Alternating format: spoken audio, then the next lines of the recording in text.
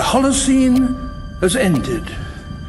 What we do now, and in the next few years, will profoundly affect the next few thousand years.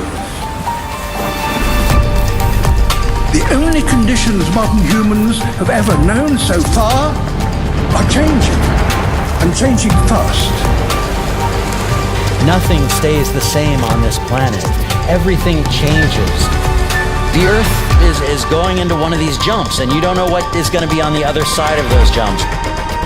The Earth is always jumping.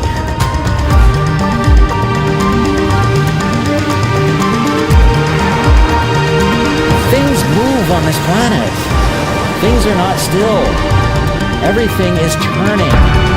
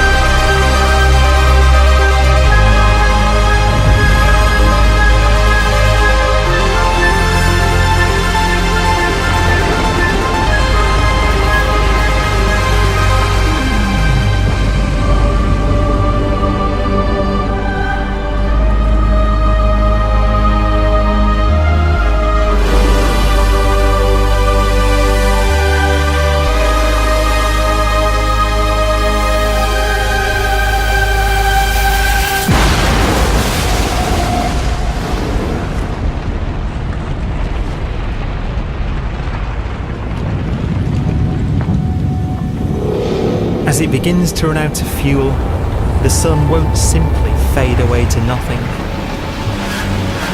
Its core will collapse, and the extra heat this generates will cause its outer layers to expand.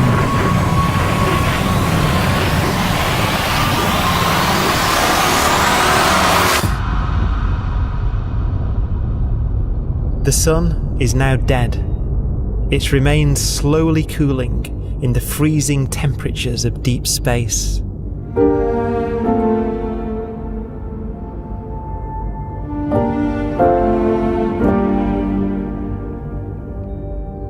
The fate of the sun is the same as for all stars. One day they must all eventually die, and the cosmos will be plunged into eternal night. All stars eventually will run out of fuel. The temperature of the universe drops. The stars, one by one, in the night sky, will turn off. And there'll be no more new stars created. And so that the universe will end not with a bang, but with a whimper. And not in fire, but in ice.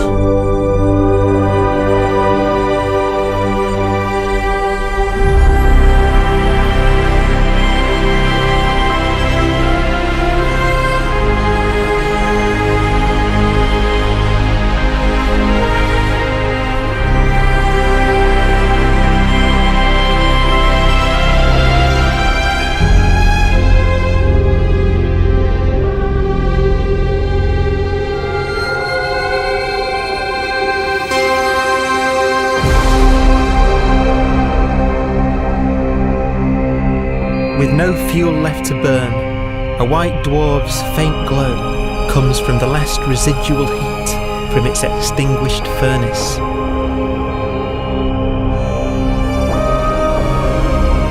Looking at it from where the Earth is now, it would only generate the same amount of light as the full moon on a clear night.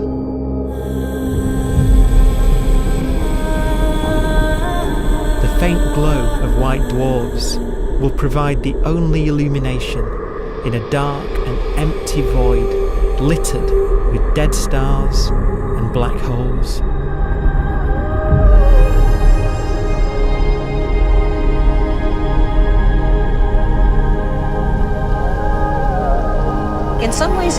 ghost universe. It's the corpses, the zombie stars, that will take us into the future.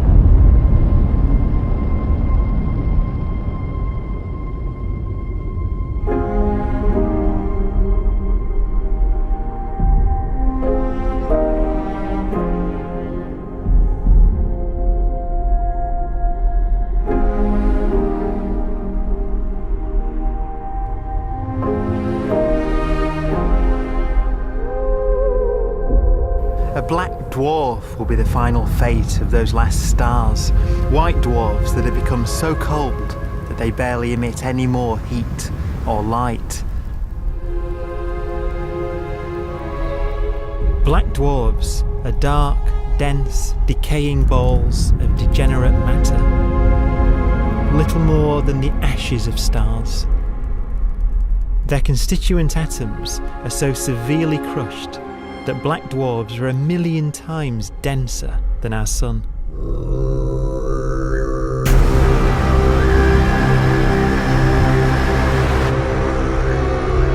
Stars take so long to reach this point, we believe there are currently no black dwarfs in the universe.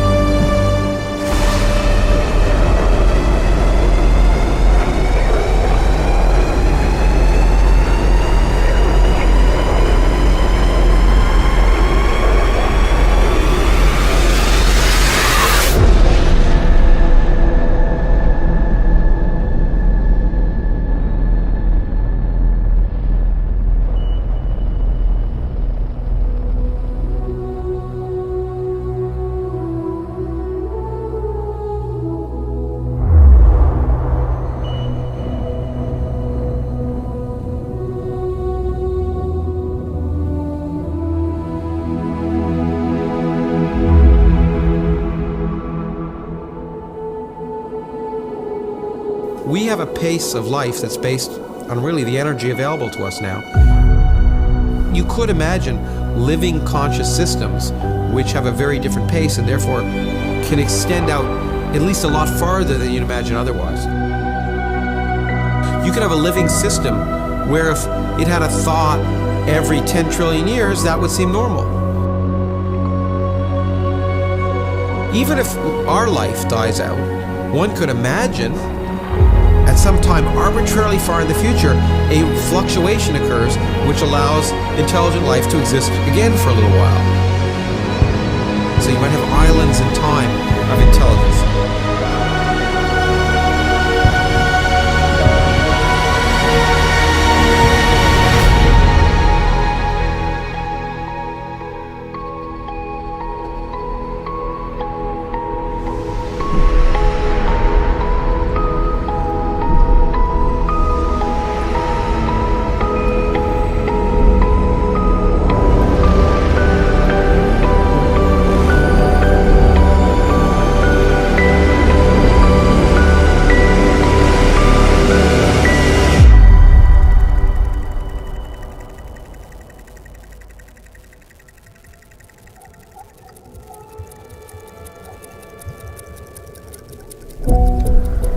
Proton, one of the fundamental building blocks of atomic matter, what makes us up, can just spontaneously fall apart. Any material that evades the pull of a black hole eventually dies away as its protons disintegrate.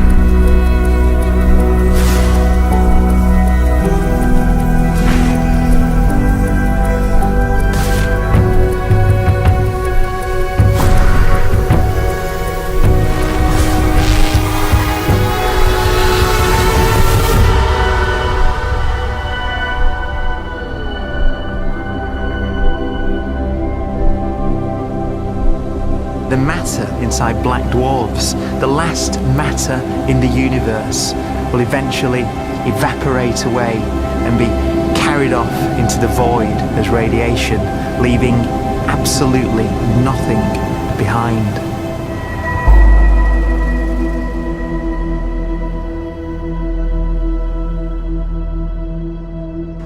With the black dwarfs gone, there won't be a single atom of matter left. All that will remain of our once rich cosmos will be particles of light and black holes.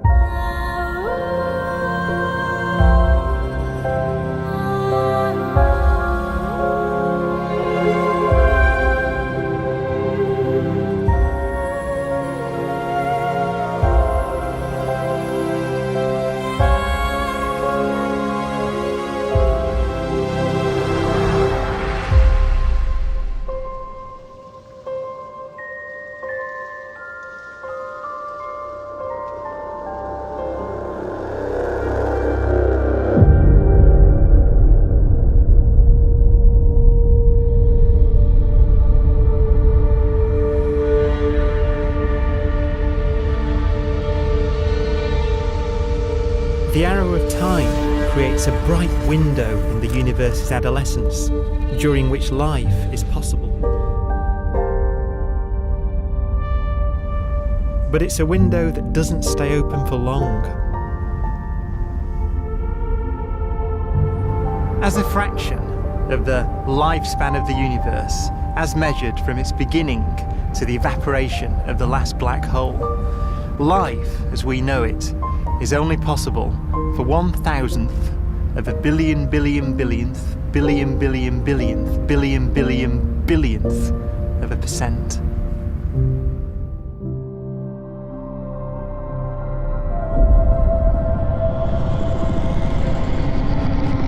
Black holes become the fundamental building block of the universe. A galaxy will basically be a supermassive black hole in a center with smaller black holes orbiting it. Zombie galaxies filled with black holes continue to evolve.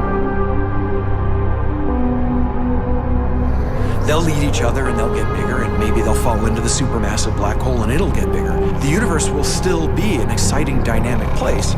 It's just that the timescales you're talking about are now trillions of years instead of thousands or millions of years.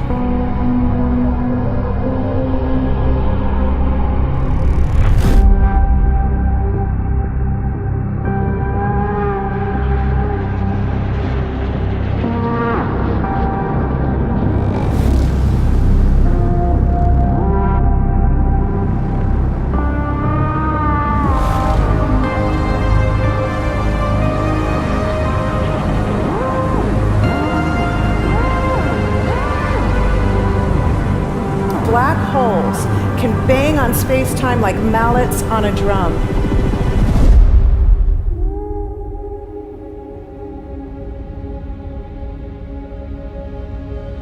And they have a very characteristic song.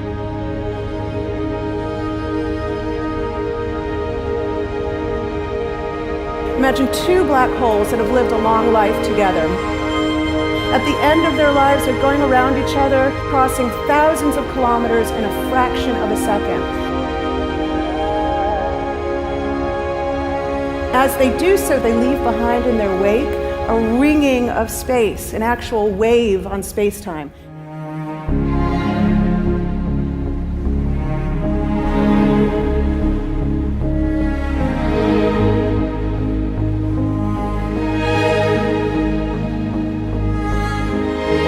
Space squeezes and stretches as it emanates out from these black holes banging on the universe.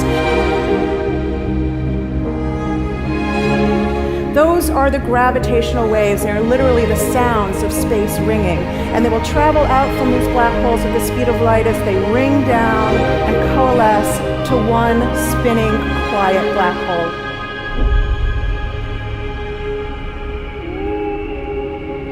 If you were standing near enough, your ear would resonate with the squeezing and stretching of space. You would literally hear the sound.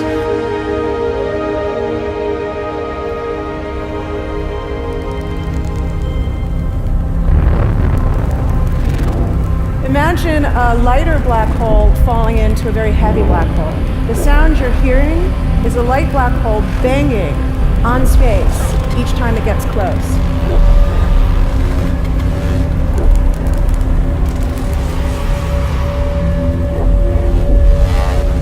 As it falls in, it gets faster and it gets louder.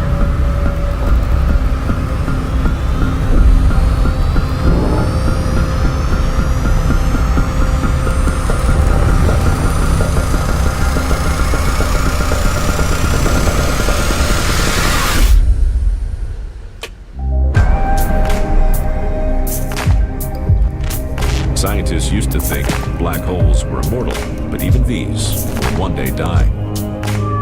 Now we're talking about time scales of unimaginable length, quadrillions of years into the future. On that time scale, even the black holes begin to evaporate.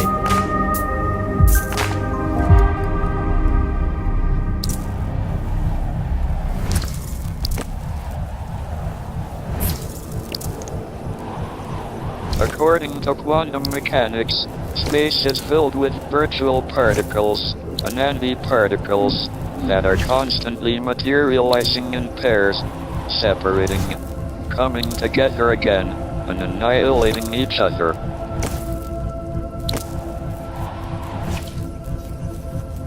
In the presence of a black hole, one member of a pair of virtual particles may fall into the hole, leaving the other member without a partner with which to annihilate. The forsaken particle appears to be radiation emitted by the black hole. And so, black holes are not eternal. They evaporate away at an increasing rate until they vanish in a gigantic explosion.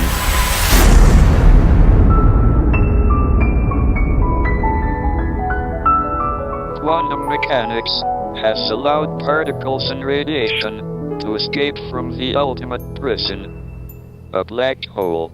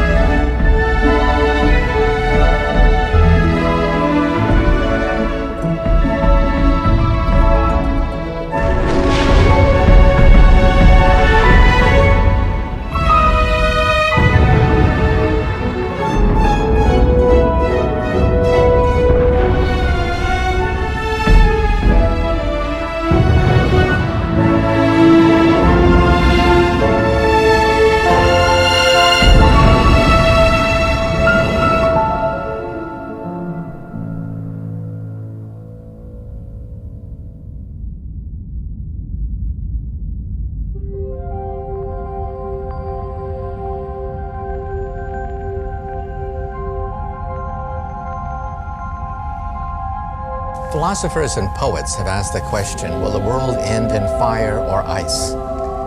We can now give an answer. The latest evidence shows that the universe is not slowing down, but it's speeding up out of control. And the universe, we think, will die in ice. Trillions upon trillions of years from now. Empty space itself has energy. In every little cubic centimeter of space, whether or not there's stuff, whether or not there's particles, matter, radiation, or whatever, there is still energy even in the space itself. And this energy, according to Einstein, exerts a push on the universe. What is the weird stuff that's accelerating the universe? We call it dark energy. And this stuff is the dominant stuff of the universe. Almost 3/4 of the matter energy content of the universe is this dark energy. And we don't know what it is. Dark energy, unlike matter or radiation, does not dilute away as the universe expands. This has crucial implications for what the universe is going to do in the future. So what will be the future of the universe? Well, if the dark energy remains dominant and repulsive, the universe will expand forever.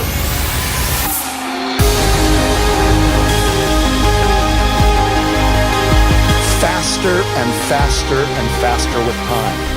A runaway universe. 70% of the energy of the universe resides in empty space, and we don't understand why. But we do know what will happen. If that energy continues to be there, the universe will become cold and dark and empty. That's the future as it might be. We don't know because we don't yet understand the nature of dark energy. Until we do, we won't know the future. We won't even understand our own origins, and that's why we want to know and study this subject.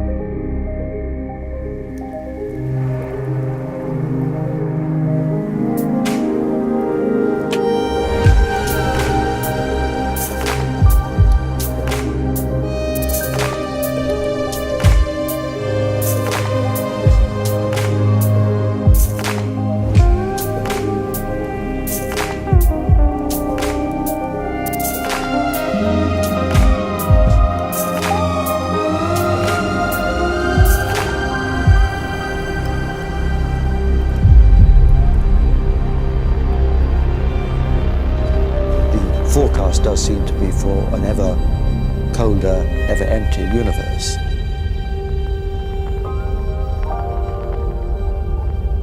But then, of course, we have to ask, could that end lead to a new beginning? And there are ideas whereby what actually is the end of our universe could in some sense be linked to the beginning of a new one.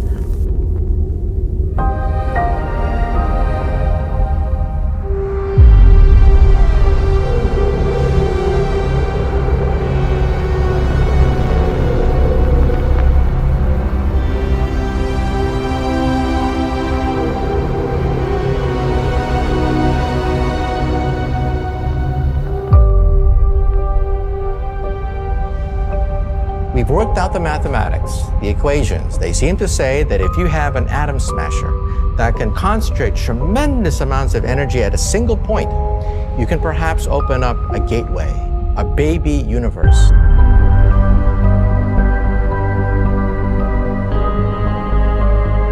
Facing the death of everything there is, this perhaps is their only possibility of escape.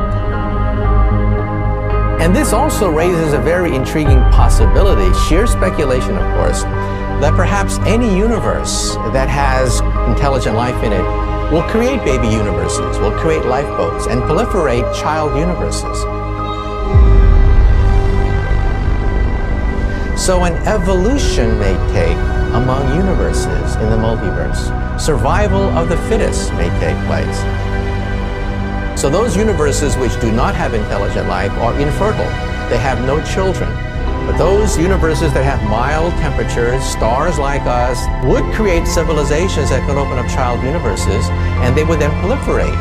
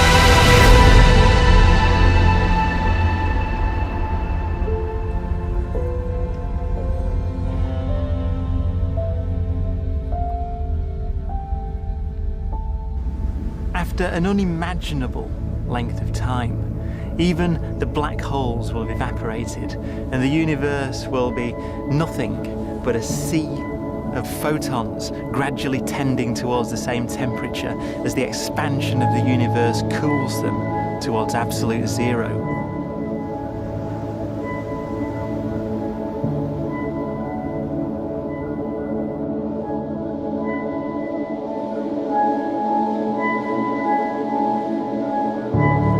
Once the very last remnants of the very last stars have finally decayed away to nothing, and everything reaches the same temperature, the story of the universe finally comes to an end.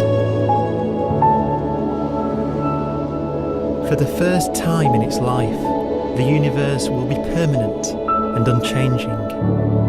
Entropy finally stops increasing because the cosmos cannot get any more disordered. Nothing happens, and it keeps not happening forever.